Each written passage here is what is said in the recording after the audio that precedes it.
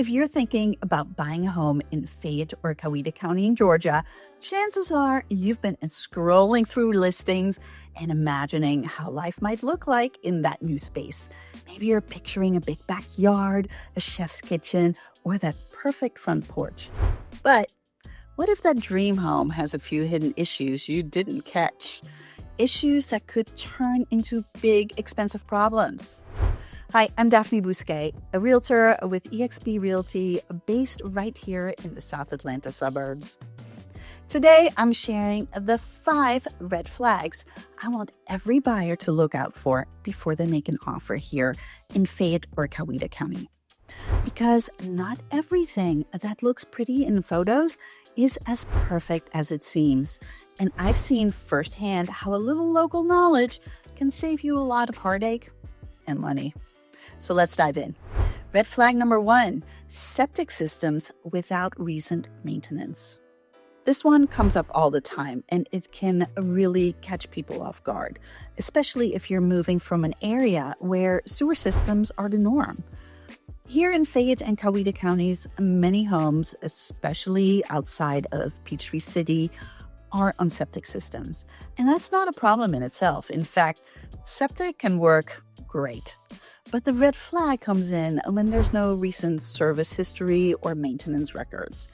If the sellers haven't pumped the tank in the last 3 to 5 years, or if you see signs of trouble like lush green grass above the tank, strong odors, or slow drains, that could be a sign of a failing system. And trust me, septic repairs are not cheap. Replacing a tank or drain field can cost thousands. And it's the buyer's responsibility to inspect it during due diligence. Now, local areas where this comes up a lot are like Brooks and Tyrone, Sharpsburg, parts of Fayetteville that are more rural. If it's not on Peachtree City sewer system or in Fayetteville proper, assume it's on septic. And what you can do is always get a septic inspection in addition to your regular home inspection, and make sure the system is sized and permitted for the number of bedrooms in the house. Now, that's key for appraisals and future resale. Now, here's a pro tip. I actually write this into the contract for sellers to perform. They provide a clean report and have the septic pumped, so you don't have to pay for it. Red flag number 2, DIY renovations or poor quality flips. And this next one is tricky because on the surface, these homes look amazing. You walk in, everything's shiny and white and new, but then you start to notice the cabinet doors don't line up. The baseboards weren't caulked. The light switches don't make sense, or they have beautiful new cover plates, but they don't match the switches and outlets themselves. That is the red flag of a bad flip or DIY renovation. And we've seen more and more of them as investors try to cash in on this market. Now, let me be clear, not every flipped home is a problem. Some are done beautifully by professionals. But the ones I worry about are the cosmetic cover-ups that try to distract you from what's underneath. Outdated wiring, old plumbing, patch jobs instead of real fixes.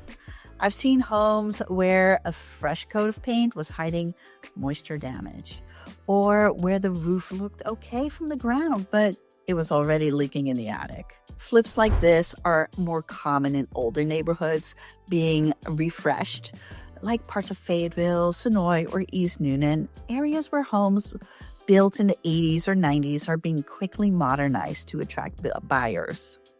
And what you can do is ask for permits if major work has been done. Look closely at the craftsmanship and don't ignore red flags like warped flooring, poorly installed tile, or mismatched fixtures. Now, home inspector can, help you find the big stuff, but you can find a lot by just slowing down and paying attention. Red flag number 3, homes with long days on market. Let's talk strategy. In this market, good homes that are priced right still sell quickly, especially in areas like Peachtree City, Stars Mill School District, or walkable parts of Newnan. So when I see a home sitting on the market for $60, $90, or even 120 days, my first question is, why? Now, sometimes it's just timing. Maybe the sellers listed during the holidays or priced it too high at first and have since adjusted or not. Maybe they haven't marketed the property appropriately. But other times, long days on market can mean bigger issues like poor layout, road noise, foundation problems, or simply not showing well in person.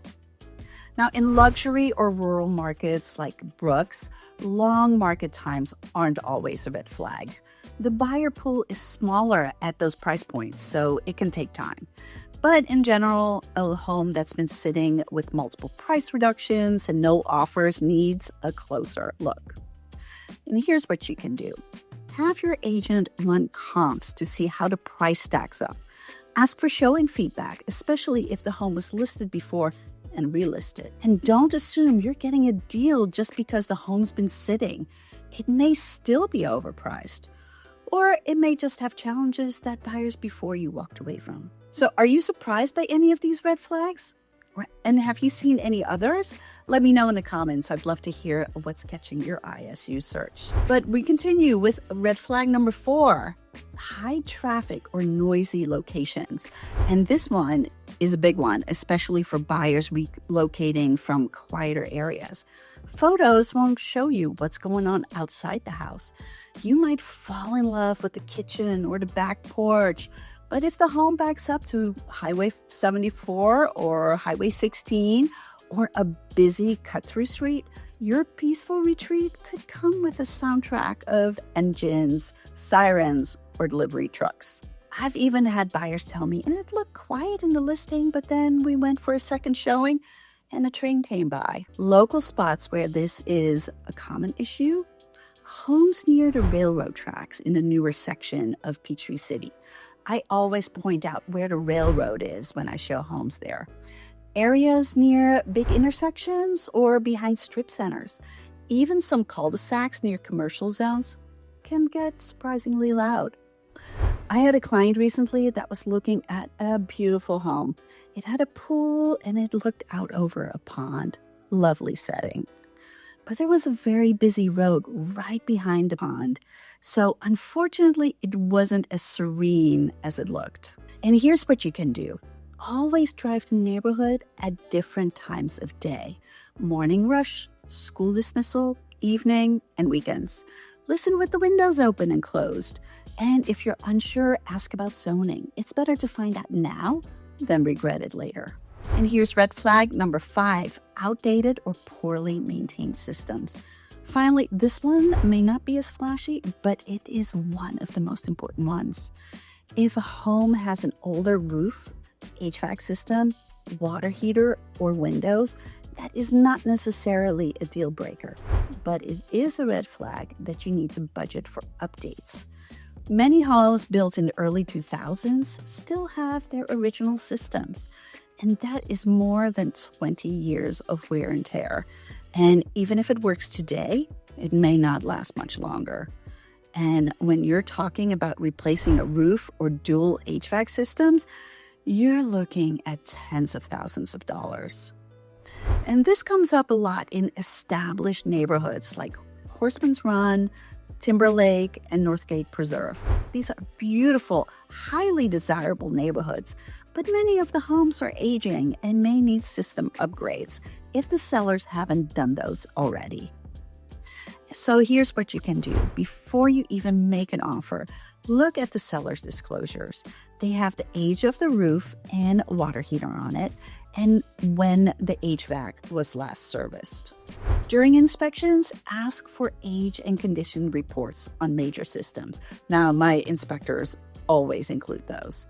And if a system is nearing the end of its life, use that in your negotiations. Or walk away if it stretches your budget too far. Look, buying a home is exciting, but it's also one of the biggest financial decisions you'll ever make. And the last thing you want is to fall in love with a house only to realize later it came with more problems than you bargained for. The good news is, with the right local insight and a little due diligence, you can spot the red flags early avoid the pitfalls, and find a home that truly works for you. Whether you're moving to Peachtree City, Fayetteville, Senoia, Newnan, or anywhere else in South Atlanta, I'm here to help you make smart, confident decisions. If you're thinking about buying in Fayette or Coweta County, let's talk. Scan the QR code right here or click the link in the description to schedule a call. I'll help you avoid the red flags and find the home that feels just right. Thanks for watching, and I'll see you in the next video.